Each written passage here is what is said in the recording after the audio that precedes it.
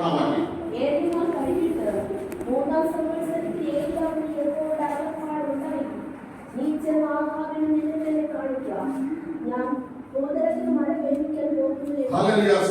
ഇവിടെ ഏലിയാവിനോട് ദൈവം പറയുകയാണ്, 3.5 വർഷം 3 വർഷങ്ങൾക്ക് ശേഷം ഒരു അനുഗ്രഹമില്ലാതിരിക്കുന്ന ജനത്തിന് ഞാൻ അനുഗ്രഹം കൊടുക്കാൻ പോവുകയാണ്. പക്ഷെ അത് നിന്നെ തന്നെ കാണിക്കണം. ഞാൻ മഴ പെയ്യിക്കണമെങ്കിൽ എന്ത് ചെയ്യണം? ആകാമിന്റെ മുന്നിൽ നിന്നെ തന്നെ കാണിക്കണം. ഞാൻ മഴ പെയ്യും, പക്ഷെ നീ ആരെടുത്താണ് ദൂത് പറഞ്ഞത്? അവരുടെ മുമ്പിൽ നിന്നെ കാണിക്കണം. പ്രിയ ദൈവമക്കളെ, ദൈവം തരുന്ന അനുഗ്രഹം സ്വന്തമാക്കണമെങ്കിൽ നമ്മൾ ആരുടെ മുമ്പിൽ നിൽക്കണം എന്ന് ദൈവം തീരുമാനിച്ചിട്ടുണ്ട്. ദൈവത്തിന് ഏലിയാവിനെ ആകാമിന്റെ മുമ്പിൽ കാണിക്കാതെ തന്നെ എന്ത് ചെയ്യാം? മഴ പെയ്യൂടെ? മഴ പെയ്ക്കാം. പക്ഷെ ഏലിയാവിന് ആകാമിന്റെ മുമ്പിൽ നിർത്തണം. നിർത്തുമ്പോൾ ഏലിയാവിനോട് പറയുന്ന ഒരു ചോദ്യമുണ്ട്. ആര്? ഇസ്രായേലിനെ കഷ്ടപ്പെടുത്തുന്നവനോ? ഏലിയാവ് തിരിച്ചു പറയുന്ന ഒരു ഇതുണ്ട്, ഞാനല്ല, നീ നിന്റെ പിതൃഭവനോടാകും. അങ്ങനെ ചമ്പറപ്പോടുകൂടി പറഞ്ഞിട്ട് ഏലിയാവ് യാക്കോബിനെ എവിടെ വെച്ചാണോ ഇസ്രായേൽ എന്ന പേര് മാറ്റം ലഭിക്കുന്നത് ആ സ്ഥലത്തെത്തി. നമുക്കെല്ലാം ചേഞ്ച് ചെയ്യുന്ന ഒരു സ്ഥലമുണ്ട്, നമുക്കെല്ലാം മനം മാറ്റുന്ന ഒരു സ്ഥലമുണ്ട്, നമ്മളെല്ലാം വീണ്ടെടുക്കുന്ന ഒരു സ്ഥലമുണ്ട്, നമ്മളെല്ലാം വീണ്ടെടുക്കുന്ന ഒരു പ്രവൃത്തിയുണ്ട്. അവിടെ നമ്മൾ മടങ്ങി വന്നു. അല്ലെങ്കിൽ പിന്നെ അങ്ങനെ ഒരു സ്ഥലത്ത് കൊണ്ടുവരേണ്ട കാര്യമുണ്ട്. 18-ന്റെ 9 വായിച്ചോ.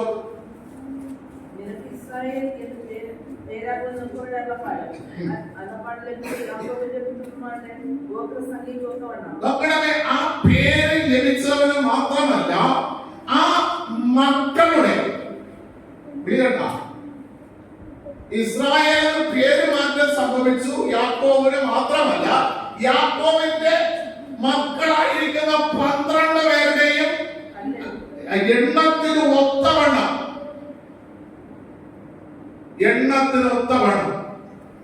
അതിൽ ദാസിക്ക് ജനിച്ചതുണ്ട്, അനിഷ്ടയ്ക്ക് ജനിച്ചതുണ്ട്.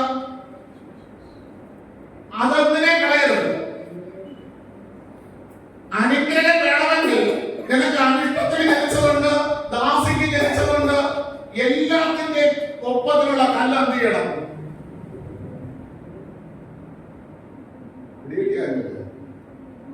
നമ്മളെ വീട്ടിൽ ആരൊക്കെ ഉണ്ട്? അനിഷ്ടരുണ്ട് ഇല്ലേ? വന്ന് നമ്മൾ വെറുക്കുന്നവരുണ്ട്. പക്ഷെ നീ യാഗം കഴിക്കുമ്പോൾ അതിന്റെ തുല്യ എണ്ണത്തിലുള്ളത് മരണം. കാരണം അപ്പനാണ് ഇസ്രായേൽ, മക്കളെല്ലാം തുല്യമാണ്. അപ്പന്റെ രക്തത്തിലുള്ളത് അപ്പാന്ന് വിളിക്കാൻ അവകാശപ്പെട്ടവരാ. ആ അവകാശപ്പെട്ടവരിൽ ദാസിക്കുള്ളതുണ്ട്. ഒരിക്കലും നിങ്ങൾ ഇഷ്ടപ്പെടാത്തതുണ്ട്. അതൊക്കെ നമ്മളെ കണ്ടില്ല. യാക്കോബ് നോക്കിയപ്പോൾ ലേയ അനിഷ്ടയാണ്, അവർക്കൊരു ചെറിയ രൂപഭംഗി മോശം. അത് നമ്മുടെ കണ്ണിൽ, യാക്കോബിന്റെ കണ്ണിൽ. പക്ഷെ ദൈവത്തിന്റെ കണ്ണിൽ ഫലമുള്ളതവള. മനുഷ്യൻ നോക്കുന്നത് പോലെയല്ല ദൈവം നോക്കുന്നത്. യാസമിന്റെ കല്ലറയുടെ മുമ്പിൽ വരുമ്പോൾ മനുഷ്യൻ പറയുന്നത് നാട്ടം വെച്ചു. ദൈവം നോക്കുന്നത് എന്റെ ഇവിടെ പന്തിയിലിരിക്കുന്ന ലാസറെ, ഈ ദിവസം കഴിഞ്ഞത് എന്നോടുകൂടെ ഇരിക്കുന്ന ലാസറെ. മനുഷ്യൻ കാണുന്നത് നാട്ടം വെച്ച വിഷയം, പക്ഷെ ദൈവം കാണുന്നത് അത് സുഗന്ധമാക്കുന്ന വിഷയം. ദൈവം കാണുന്നത് നല്ല വിടുതലിന്റെ വിഷയം. ദൈവം നോക്കുന്നത് ഒരു ലാസർ കല്ലറയിൽ നിന്ന് പുറത്തു വന്നാൽ അനേക ജനം വിശ്വസിക്കും. അതിന് നിങ്ങൾ തന്നെ നീ എന്ത് ചെയ്യണം? നിങ്ങൾ തന്നെ നീ കാണിക്കുമ്പോൾ എവിടെ വെച്ചാണ് ഇസ്രായേൽ എന്ന് പേര് കിട്ടിയവന്റെ ഗോത്രമുള്ളത്? അവന്റെ 12 കല്ലും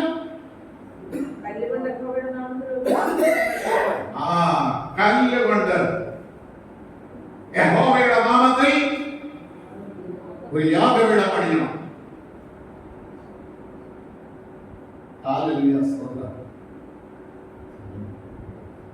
പണിതിട്ട് നീ പറ, അബ്രഹാമിന്റെ ദൈവമേ, ഇസ്ഹാക്കിന്റെ ദൈവമേ, യാക്കോബിന്റെ ദൈവമേ, ഞാൻ നിന്റെ ദാസനെന്ന് നീ പറഞ്ഞിട്ടാണ് ഞാൻ ഈ യാഗപീഠം പണിതു എന്ന് ഇപ്പോൾ ജനം അറിയണം.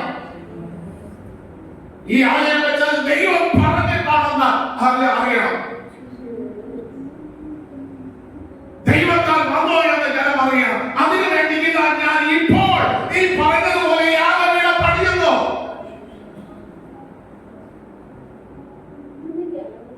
ദൈവം പണം കൊടുക്കാതെ പറഞ്ഞു. ബാക്കി പ്രവൃത്തി നമ്മളെയല്ല, ബാക്കി പ്രവൃത്തി നമ്മളെയായിരിക്കുന്നത്. എപ്പോഴും മഴ പെയ്യണമെന്ന് നീയാ തീരുമാനിക്കേണ്ടത്. ഫറവോന്റെ കൊട്ടാരത്തിൽ തവള കയറി. തവള കയറുമ്പോൾ മോശയോട് ചോദിച്ചു, മോശയോട് പറഞ്ഞു സ്വസ്ഥതക്കേട് മാറാൻ ദൈവത്തോട് മോശ എപ്പോഴും പ്രാർത്ഥിക്കണം. സമയം തീരുമാനിക്കുന്നത് നീയാ, ദൈവമല്ല. എപ്പോഴും വിടുതൽ വേണം തീരുമാനിക്കുന്നത് നീയാ. എപ്പോഴും അനുഗ്രഹം വേണം തീരുമാനിക്കുന്നത് നീയാ. മോശയോട് ചോദിക്കാൻ, മോശ ഫറവോനോട് ചോദിച്ചു, ഈ തവളയെ മാറ്റാൻ എന്റെ ദൈവം ശക്തൻ, പക്ഷെ എപ്പോഴും പ്രാർത്ഥിക്കണം. അത് തീരുമാനിക്കേണ്ടത് നീയാ. നമ്മളെയില്ല തീരുമാനം. തീരുമാനം നമ്മളെയില്ല. എപ്പോഴും തവള മാറണം, എപ്പോഴും സ്വസ്ഥതക്കേട് മാറണം. പ്രാർത്ഥിക്കാൻ ഇന്നും പ്രാർത്ഥിക്കും. ഇനി ഒരു ദിവസം തവള ശബ്ദം കേട്ട് സ്വസ്ഥതക്കേട് കൊണ്ട് തീരുന്നോ? ഇന്ന് വിടുതൽ കൊടുക്കാൻ ദൈവം മോശയോട് പറഞ്ഞു. അപ്പൊ വിടുതൽ പ്രാപിക്കേണ്ടോ പറയുന്നത് നാളെ മതിയെന്ന് കിട്ടുമോ?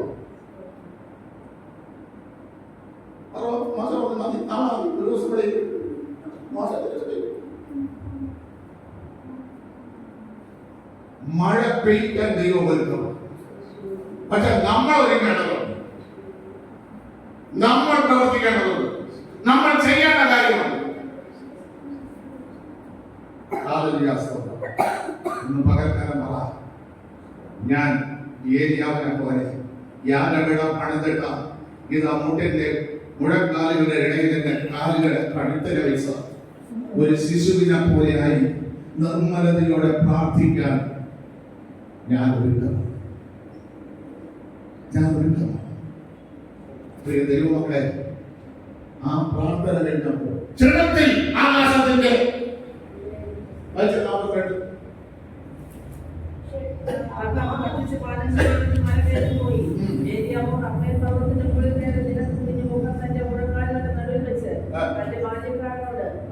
കടലിന് നേരെ നോക്കുക എന്ന് പറഞ്ഞു. അവൻ ചെന്ന് നോക്കിയിട്ട് ഒന്നുമില്ല എന്ന് പറഞ്ഞു. അതിലവൻ പിന്നെ 7 പ്രാവശ്യം ചെല്ലുക എന്ന് പറഞ്ഞു. 7-ാം പ്രാവശ്യമോ അവൻ ഇതാ കടലിൽ നിന്ന് മനുഷ്യന്റെ കൈപോലെ ഒരു ചെറിയ മേഘം പോകുന്നു എന്ന് പറഞ്ഞു. അതിലവൻ നീച്ച നാഹാവിനോട്, മഴ നിന്നെ തടുക്കാതിരിക്കുന്നത്, മഴ നിന്നെ തടുക്കാതിരിക്കുന്നത്. ദൈവം പറഞ്ഞ മഴ, ദൈവം പറഞ്ഞ അനുഗ്രഹം, ദൈവം പറഞ്ഞ ആഹ്ലാദം തന്നെ തന്നെ വെളിപ്പെടുത്തി ദൈവജനത്തിന്റെ കർത്തത മാറ്റാൻ എന്ന് പറഞ്ഞ ആ ദൈവശബ്ദം നിന്നെ കൂടെ പ്രവർത്തിക്കണമെങ്കിൽ ഒരു കൈ നിനക്ക് അനുകൂലമാകണം. ആ കൈ അനുകൂലമാകുമ്പോൾ ക്ഷണത്തിൽ കാര്യങ്ങളാണ് അല്ലേ? മഴത്തിന്റെ തടുക്കാതിരിക്കേണ്ടത് രഥം കൂട്ടി ഇറങ്ങി പോകാൻ ബോധിപ്പിക്കാന്ന് പറഞ്ഞു. ക്ഷണത്തിൽ ആകാശവും അതുവരെ എന്തില്ല, കാരണമില്ല. കത്തിലൊഴിക്കുന്ന സൂര്യൻ നിലനിൽക്കുമ്പോൾ, ഒരു മഴയുടെ ഒരു കോളില്ലാതിരിക്കുമ്പോൾ, ഏലിയാവിന്റെ പ്രാർത്ഥനയുടെ മുമ്പിൽ ക്ഷണത്തിൽ മഴയ്ക്ക് എന്ത് ആവശ്യമുണ്ടോ അത് ക്ഷണത്തിൽ ഏലിയാവിന്റെ പ്രാർത്ഥനയോടെ വന്നു. ഇന്ന് പകൽക്കാലം നിനക്ക് എന്ത് ആവശ്യമുണ്ട്, നിനക്ക് അനുഗ്രഹത്തിന് എന്ത് ആവശ്യമുണ്ട്, ദൈവം പറഞ്ഞ വാഗ്ദത്തത്തിന് എന്ത് ആവശ്യമുണ്ട്, അത് ക്ഷണത്തിൽ 2 ദിവസം കഴിഞ്ഞിട്ടല്ല, 1 മാസം കഴിഞ്ഞിട്ടല്ല, ക്ഷണത്തിൽ നിമിഷ നേരം കൊണ്ട് നിന്റെ വാഗ്ദത്തം നിവർത്തിക്കുവാനായിട്ട് ദൈവപ്രവൃത്തി വെളിപ്പെടുത്താൻ നീ തീരുമാനിക്കണം, ഞാൻ തീരുമാനിക്കണം. എന്റെ വാഗ്ദത്തം എപ്പോഴും ഞാൻ പ്രാപിക്കണം. ദൈവം ഒരു മഴ പെയ്യാമോ? ബാക്കിയല്ല ഏരിയാവിന്റെ കയ്യിലിരിക്കുന്നത്.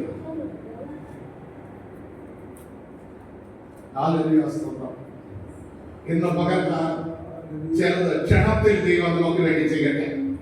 ക്ഷണത്തിൽ നല്ല 3.5 വർഷം കൊണ്ട്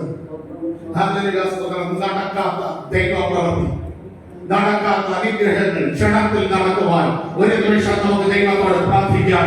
ഹല്ലേലൂയ, സ്തോത്രം ചെയ്യുന്നു. ക്ഷണത്തിൽ കർത്താവേ, ഏലിയാവിന്റെ പ്രാർത്ഥനയിൽ ഏലിയാവ് മുഴങ്കാൽ മടക്കി മുഴങ്കാലുകൾ തകർത്ത് കർത്താവേ തന്നെ തലകിട വെച്ച് പ്രാർത്ഥിച്ചപ്പോൾ അവന്റെ പ്രാർത്ഥനയിലുണ്ടായ വേദന മനസ്സിലാക്കിയ കർത്താവ് ക്ഷണത്തിൽ ആകാശത്തെ മാറ്റിയെങ്കിൽ, ക്ഷണത്തിൽ ഇല്ലാത്ത കാറ്റ് കൊണ്ടുവന്നെങ്കിൽ, ക്ഷണത്തിൽ സൂര്യനെ അല്ല ഇരുട്ടിനെ അല്ല മങ്ങിച്ചെങ്കിൽ, സൂര്യന്റെ ചൂട് കുറച്ചെങ്കിൽ, ഇന്ന് പകൽക്കാലം കർത്താവേ എന്റെ ജീവിതത്തിൽ ചെറിയ കാര്യങ്ങൾ ക്ഷണത്തിൽ ചെയ്യുവാൻ ദൈവം ഇട നൽകേണ്ടതിനായി ഞങ്ങൾ ഇത് അങ്ങയുടെ സന്നിധിയിൽ കടന്നു വരുന്നു എന്ന് കരങ്ങൾ ആടിച്ചുകൊണ്ട്